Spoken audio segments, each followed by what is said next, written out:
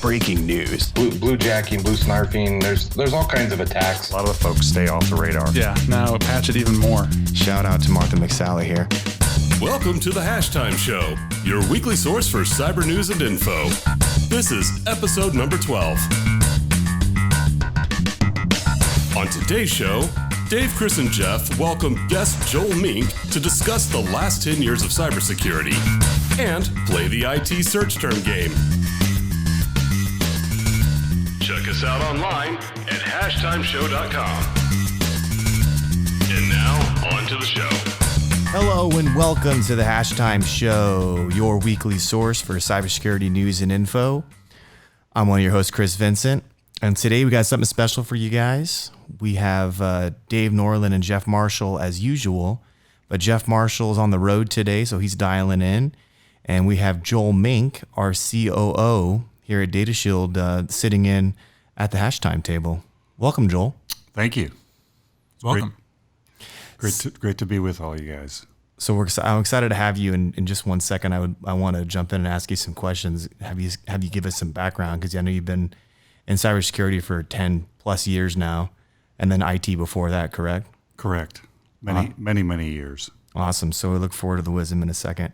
But anyways, guys, you've reached the Hashtime Show. We're your source for cybersecurity news and info. We cover news of the week and, PSAs, breaches of the week, have fun, talk about InfoSec in general. So we'll kick off today's show, like I just said, with our first segment we like to call Getting to Know You. And because we have Joel in the studio today, let's talk to Joel. Joel, what's your backstory? Tell us a little bit about you. So it goes back many years. So I'm one of the senior folks here, not just from a management standpoint, but chronologically as well. Started off years ago working for IBM, actually engineer on the initial IBM PCs back in those days. So my background is in the IT side, both for infrastructure as well as development over the years, and continued on from there. And then really from a Data Shield standpoint was a chance to get into security. So, in the olden days, security was just kind of mashed in with part of IT. Right. But then it's been, since that point in time, obviously it's taken off as a separate discipline. So about 10 years ago, we started Data Shield, and it was an opportunity to get out of the straight IT and infrastructure business and get into something that was really becoming more pertinent in the marketplace. Obviously it was much more interesting. It was a new change and different, but, has been, an exciting space to be in.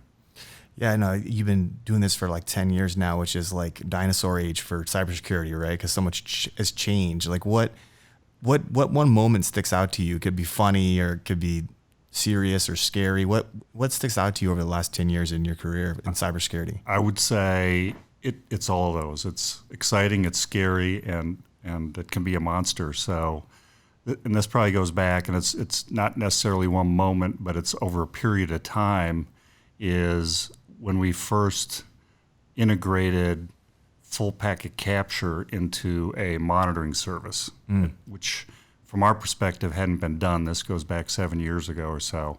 But obviously it was kind of trying to catch a tiger by the tail and figure out what do we do and how do we use this. So the technology has been used predominantly for forensics, and customers and a variety of people use it for going in and investigating threats and incidents in their environment, but it never been used as a full service before.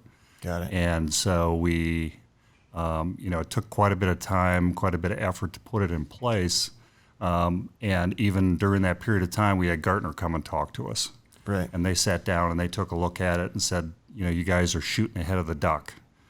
Just meaning that, it really wasn't prevalent in the marketplace at that point in time, but there was going to be a space for that as we go forward. And as we know now, that's now called MDR. And, to me, that was one of the most exciting things, is integrating that new, instead of straight SIM technology, having the capability to go at that forensic detail and provide that type of detail back to customers.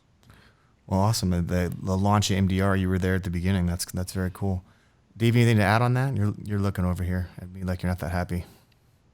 I'm very happy today. Are you happy today? Yeah. I love the beard, by the way. Oh, Dave's thanks. never happy. It's been a week. I'm moving into a new house. A lot of stuff going on here. I'm just kind of waiting for Friday to come and be done. Dave's either like overly creative or creatively bankrupt. It's like one of the, you're like on or off, huh? So here today, you know how when you turn a light switch on and it's right before contact is made? Yeah. I'm like right there. You're out of contact. Yeah, Okay. right before contact. I'll call Jodie Foster. Yeah, I'm still kind of dim though. Okay, that's cool. Yeah. We'll brighten you up, buddy. Okay. No, just kidding. Sorry, Joel had a couple more questions for you Sure. because I appreciate your insight. And then hopefully you can have time to sit in with us for the news. Absolutely. Awesome. So what's been the biggest change? So other than MDR, maybe that's the answer. What's been the biggest change over the last 10 years in InfoSec? It's the real the expansion of technology, the marketplace. You know, there was always fairly big players in the past, but it's just exploded in the last 2 or 3 years with, you know, a lot of new entrants, a lot of new capabilities. You know, now everybody's talking about those infamous terms, AI and machine learning, you know, and that go along with it. But the technology has just gotten outrageous. I got something later on in the show for you guys about AI and machine learning. How fortuitous that you would bring that up. All right. One more question for you. This is so you just full disclosure to the listeners. I actually asked you this the other day. We were driving after a meeting and I wanted to ask this though so everyone could hear. I asked you, what keeps you interested still in working at DataShield and working in cybersecurity? Like what keeps you ticking? Yeah. So I mean, it's a combination. I mean, one of it is, it maybe sound cliche, but from a customer standpoint, there's customers that need to be defended out there. But for me, it's I just find it an interesting space, and it's continued to hold my interest as I've progressed through my career. And like I say, there's a lot of new cool technologies that are out there. So you put all those together, and it's a great place to be in. Awesome. All right, Jeff, you got anything to add or ask any questions over there? I'm good so far, man. Jeff, where you at, by the way? What city, what state? I am in Charlotte, North Carolina right now. Awesome. I've never been there. Visiting customers. Great place to visit. I have to say the weather is, while it's 90 with 90% humidity, it still feels better than 115 in Phoenix. Well, yeah. Phoenix is known for that. Although I enjoy it, but I'm kind of a glutton for heat and cold. All right. Let's jump on to the news, guys. Segment number 2, the news. And I'm going to kick off our first headline here. Firefox to warn when saved logins are found in data breaches. I got this from bleepingcomputer.com. Here's the quote. Starting in Firefox 70, Mozilla aims to have the browser report when any of your saved logins were found in data breaches. This will be done through their partnership with Have I Been Pwned data breach site. It's pwned, right? Yep. Pwned. Pwned. Yeah. So this is interesting to me. I store passwords in Firefox. Why? That's a terrible practice, Chris. I know. That was my first question. Is why is anybody storing passwords in a browser? I have poor hygiene, as we discussed before. Cyber hygiene. That's why I'm here with you guys. So you guys can. He's not cyber fit. I'm not cyber fit. What's my cyber diet, Dave? It's junk food. Floppy disks. Floppy disks.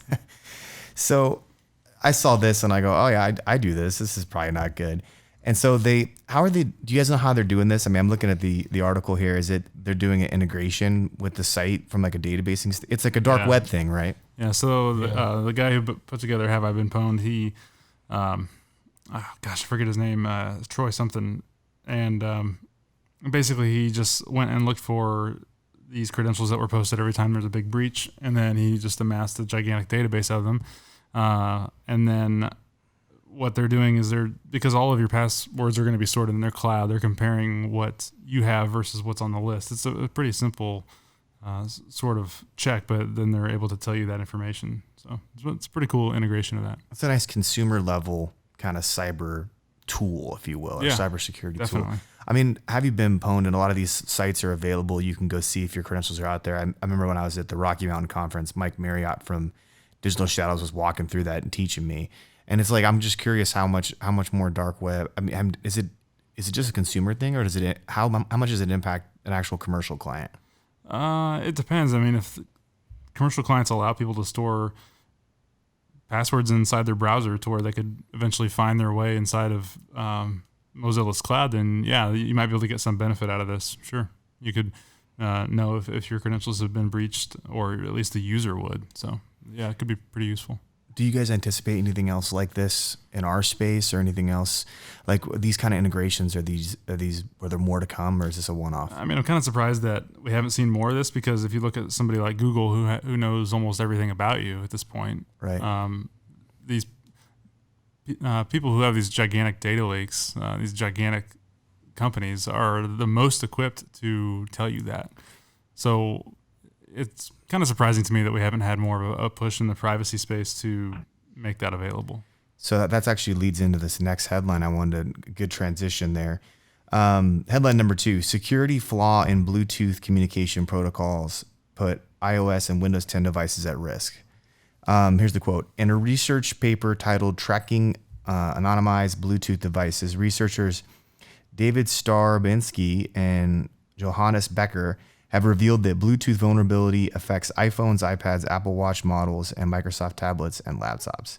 The flaw can be used to spy on user devices and collect their locations and IDs despite the native OS protections. So I read this article and I go, okay, yeah, another vulnerability, right? And I have a couple questions for maybe you guys can help answer this. How does Bluetooth work? How do you hack into Bluetooth? How does that work? Does anybody know? It's just like short range wireless, really. So it's like any data signal you can get in there and get in the middle of it. Mm-hmm. Okay. My next question was, I was looking at this from a privacy standpoint. I went and started looking at some of the data, and they were finding that these guys that did this research paper found that a bunch of the information that was in here is being used by advertisers to figure out your patterns, and from a data privacy standpoint. So it said during the experiment, the researchers had set up a test bed of Apple and Microsoft devices to analyze BLE advertising channels over a period of time. They had managed to collect advertising files and log files. They were also able to gather illicit data structures which revealed device ID tokens.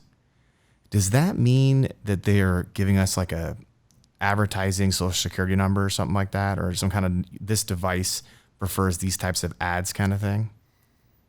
I guess you could try to track someone based on the device and the type of activity you see coming from that device, but I wouldn't say that's the most useful way of tracking a user. It's always going to be by username or email, what that user is interacting when they log into things. To me, this doesn't seem like the most valuable.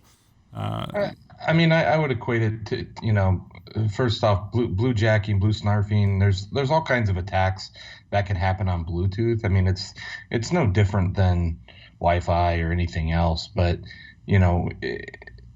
if you look on a PC, you've got a cookie, and they can track you based off that cookie, and that's how, Amazon and different sites, your device, whether you like it or not, stores tags and information related to everything you do, including, GPS locations in your picture. So if you can harvest that data, it's, it could be used for a lot of various different things, both good and bad. So this is not something that's like earth shattering. This is just another vulnerability that we got to be aware of. Yeah, I think more than anything, this would be useful for like a nation state or an intelligence service to track individual people. For if they're trying to suppress some kind of dissident or any kind of individual they just want to track. I remember that a while ago there was an issue where I think it was a Fitbit. They had been sending their locations because you can track how you run and the pattern of your run. I remember seeing this, yeah, geographically, and they were uncovering the location of like secret military bases because people on the bases unknowingly were running, trying to stay fit, probably live there, and so they were finding these bases that were supposedly not on the map, based on the Fitbit information. This reminds me of when we had the bodybuilding.com breach. I was just going to bring that up. What were you going to say, Jeff? Go ahead. I was going to say the same thing. I was going to say, if it wasn't that, it was bodybuilding.com they were going to give the bases away with. Yeah, Dave, you brought up the point of the social engineering. You could use it You could figure out they're given their dimensions. It's a social engineering kind of play that you could use, and the Fitbit's kind of part of that. Yeah, I mean, I don't think there's much of a danger here in the U.S., but there's all kinds of countries, for example, in the Middle East. If you had one of these devices and they wanted to, do something bad to you, they could easily pinpoint your location if it's a pattern that they've discerned, going to and from a location every day. Easy stuff that you can pick up on. I would assume using this type of exploit. It's sort of interesting. It brings me back to a point. Maybe Joel, you can elaborate on this. I'm not really I haven't been in the security industry that long. And I don't really have that security mindset. And it's like, what were you calling it, Dave, a couple of weeks back? Security intuition. Security intuition, yeah. And I've been doing stuff here from a marketing standpoint, and I have certain people will stop me, like Damon or even Ben Johnson will say, "We sure we want to give all this information away?" And maybe that's security intuition, right? It's a different way of thinking that not everybody has innately. Yep. Yeah. So, if you talk to, our analysts and things like that and go through and say, hey, what do you do for social media and things like that? A lot of the folks stay off the radar, right? Because such of that information is available. Brings you back to Cambridge Analytics, and things that are going on there for gathering data, which there's a great documentary that's coming out next week on that whole scenario on Cambridge Analytica called on Netflix called Hacked. Okay. So I saw that. If anybody has a chance, it looks like it's going to be really good. Going to go in a lot of details on that, which I'm sure most people are familiar with. How that influenced elections. The type of data. Technically the Russians were getting their hands on things like that on U.S. citizens and their preferences and how they wanted to vote and everything else. So, so there's a social play of capturing more data on everybody, which is purely from a data collection standpoint. And then obviously you have bad actors as well that will use it for their own means. I'll have to watch that. That should be required viewing for our show. We're already working on the cybersecurity movie, right? With Packet Man and what was the other one? I don't know. Cyberdog. That's right. Yeah. Thank you, Jeff. So maybe we should watch that and do a segment on a show where we review that movie. That'd be a good one. All right, cool. Let's jump on to the last headline for the week. Headline number 3. Second to last. Go ahead and do this one. Then there's one we have to talk about after this. You have one to add on? Okay, my man. It just came out. Breaking news. The headline number 3, Microsoft engineer allegedly used Bitcoin mixers to hide 10 million gift card fraud, gets fired. It's from thenextweb.com. U.S. authorities have charged an ex-Microsoft software engineer over a mail fraud plot to steal 10 million worth of digital currency from the tech giant. I brought this up because this article was very interesting to me. We talk a lot about cybersecurity, and we talk a lot about cryptocurrency, and we've had that on a lot of topics going forward. Does this become a major risk for us? Like embezzlement was an issue. We talked about Equifax, right? We talked about some of the ransomware being paid in Bitcoin. How does this impact us, like, going forward? Do we learn something from this, or is this just fraud as usual?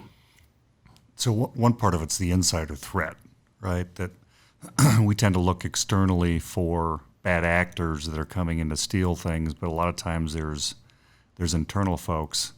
And interesting story, goes back quite a few years, was working with a state agency. I won't name the state, but it was a tollway authority. And one of the people in the organization had figured out to steal fractions of pennies and send it off to the islands, the Caymans or something along those lines. Right. He was just a Superman movie or Office Space. Yep. But he was also in charge of security. So he had all these security tools, and it was amazing that half of them were turned off, as he was going through and doing, stealing the money. So it's like Newman from Jurassic Park, right? Yeah. Yeah. So I'd be interesting to see from the article. It said that, he obviously has been arrested and can face up to 20 years in prison. But I'm always, interested to see if it was strong arm robbery, you'd probably get 20 years, and it'd be interesting to see how much time he actually gets out of it. Yeah, the fine was kind of weird, but the prison sentence. This guy's actually a Ukrainian citizen, but he's a resident of Washington, because Microsoft's headquartered in Seattle, right, or Bellevue, right? I think is in the Redmond. Redmond, yeah. Redmond, okay, yeah. So up in that area, this is fascinating. I mean, with cryptocurrency, did you guys see some of the other? Actually, just a real quick side topic, and let's jump on the next headline.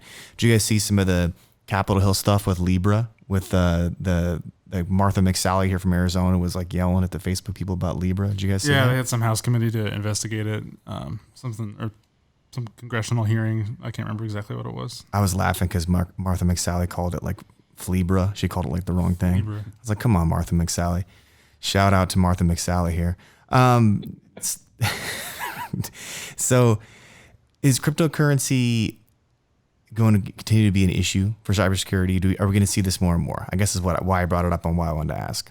I mean, I've said it before on here. It's a currency that's underpinned even less than our current fiat currencies. I mean, there's literally nothing equivalent to it. I mean, there's no nation state supporting it. There's just these shadowy organizations that seem to have very little accountability. So I think it's always going to be on the fringe of finance, I guess is how I would put it. You look frustrated with me. Like I keep asking the same question. No. You're giving me the same answer? No. You're like, Chris, I said this before. No, you're good, man. I'm just kidding. All right. What was the headline you had for us to add on for this week? Yeah, so this was just announced today, but Kazakhstan has apparently mandated that all internet users are going to have to install a what amounts to a state certificate in their browsers, so they can decrypt all HTTPS traffic, which is extraordinary to me. I've not heard of this before, any other country doing it. Not to say you couldn't do that potentially, but I think this is the first instance in which I've heard of it actually being implemented. They apparently tried to do it back in 2015, and they were sued by all kinds of people, including companies outside Kazakhstan. But yeah, apparently now it is in effect. If you go anywhere on the internet in Kazakhstan, you'll be prompted to install the government's root certificate, which is insane to me. Whatever it was called. Didn't they try to do this? Yeah, that's what it was called before, the Cyber Shield. Yeah. So it's a fascinating way to make your basically every state secret that leaves the country. If it were encrypted before, any company, intellectual property, it's now all under the umbrella of this certificate. So if you were like a U.S. employee for a company that maybe had a manufacturing facility in Kazakhstan or something like that, and they could basically take your trade secrets when you're there. Is that what you're saying? I mean, there's probably ways for the government themselves to get around it, but yeah, I mean, any company operating within Kazakhstan, if they're playing by these rules, by the sounds of it, and if that certificate were compromised, then potentially your traffic could be simply decrypted and viewed. So yeah, it's an incredible, unprecedented invasion of privacy. Yeah. Go ahead, Jeff. As Joel was going to say, what's the premise behind it from the government standpoint? They did provide a quote. It is aimed at enhancing the protection of citizens, government bodies, and private companies from hacker attacks, internet fraudsters, and other types of cyber threats. So, yeah. Sounds pretty generic. Very altruistic of them. Hey, they're just trying to build a statewide MDR. There's nothing wrong with it. Gosh. Is Kazakhstan this is going to be probably insensitive. Is it the country from Borat or the Pepe the frog country? It is the country of Borat. Yeah. Okay, I thought so. It was something humorous. I knew. All right. Well, good luck enforcing that in Kazakhstan. It's gonna be pretty tough. That's gonna be like the U.S. trying to get everyone to give their guns back, kind of thing. It feels like. I think this is probably easier to implement than that. Yeah, probably for all the obvious reasons. Yeah. All right. That's enough of the news. Anything else? Jeff, did you have one you want to add, or Joel, do you have another news story that we need to talk about? No, I'm good. I'm good for today. Okay, sounds good. Segment number 3, PSA of the week. So normally I would do breach of the week, but there's just so much BlueKeep stuff that keeps popping up, and I wanted to just take a moment. We've talked about this like multiple times, but I want to take maybe Joel, you can provide some insight. I wanted to take a minute to bring it up again because more than 805,000 systems are still vulnerable to the BlueKeep vulnerability, and so is this patch your stuff, guys? Yeah, I mean, you should have patched your stuff a long time ago, But now you should definitely patch it. yeah, now patch it even more. Yeah, so that's our PSA for the week. So hey, if you're a government agency and you're running, and by the way, the impact is in the education segment is one of the biggest impacts. So it's if you go over to bitsite.com, there's a BlueKeep industry sector exposure, and it's education's big. Actually, I'm sorry, telecommunications is big. It's so big, it's actually bigger than the rest of the guys on the chart. So yeah, if you're in telecom, you need to patch BlueKeep. Patch it. Patch it up. How'd you know? All right, guys. With that being said, I have a new fun segment for you this week. I know it's a shorter week with Jeff on the road, but we got some cool stuff coming next week, including a segment where Jeff and Dave are going to tell me 3 cybersecurity stories, and I have to guess which one is true and not true, which should be fun. And then we're working on the new movie title. But for this week, I had something special for you guys. I'm working on a lot of website stuff and a lot of online SEO, and I've been looking at a bunch of different search terms that are out there in our space. And I wanted to ask you guys, I want to go through 10 this versus that. So this term versus that term, and I want to see if you guys could guess which one has more Google searches. You guys ready? I'm ready. You guys ready to play? Yep. And let me preface this for the listeners out there. I use the Google Keyword Planner, and it's a phrase match, which means it could be additional words in the phrase. But it really gets referential. It's just giving you an idea of which one has more searches, right? All right. The first one's an easy one because I already gave you guys this last week, but just to get it kicked off. For Joel, cybersecurity with a space between cyber and security, or cybersecurity all one word. Which one gets more searches? With a space. Yeah. Space? Are you going space? I can't remember. I feel like we talked about this. We did. I brought it up last week. Cyber with a space. With a space, I'll say. It's a space, 200% more. Okay. About almost 40,000 searches versus 18,000. Question is why? I don't know. I mean, Google autocorrects for you, but for some of the longer terms, it can make a difference. So yeah, it's kind of interesting. And also just to preface this, these numbers change hourly, so these are just directional numbers. So if it was right now, it would be the opposite. I don't think it'll go that far to flip. If it does, then that'd be crazy. It can happen over time though. Okay, here's the next one: information security versus InfoSec. People are lazy. I'm going to go with InfoSec. Yeah, I'm going to say InfoSec on that one. I'll agree. You guys are all right. Ding, ding, ding. InfoSec, but it's just by a little bit. 6,500 versus 5,400. So about 20% more. All right, cool. Next one. Security Operations Center versus Network Operations Center. Probably Security Operations Center. Okay, Dave's going security. I'm going network. Joel's going network. I'm torn, but just because we're security, I'm going to say security. We should start keeping score probably. Network Operations Center. Really? 8 times the amount of searches. What? It's crazy. That's one of the biggest disparities on the list is NOC versus SOC. Now, of course, I didn't use NOC versus SOC because 3-letter acronyms are there's a lot of ambiguity around those. Okay, here's the next one. This one's a little more specific. Mindcast versus Proofpoint. Mindcast. Okay. Proofpoint. Joel's going Proofpoint. Jeff? I'm going to say Mindcast, so my buddies don't yell at me. Well, it's really close again, but it is actually Proofpoint. About 15% more. 15,200 searches versus 13,000 searches for Mindcast. All right. You guys having fun? You guys seem like you're really having a lot of fun.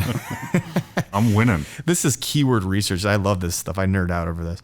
Okay. Joel, you're kicking everyone's butt, actually. You can keep it.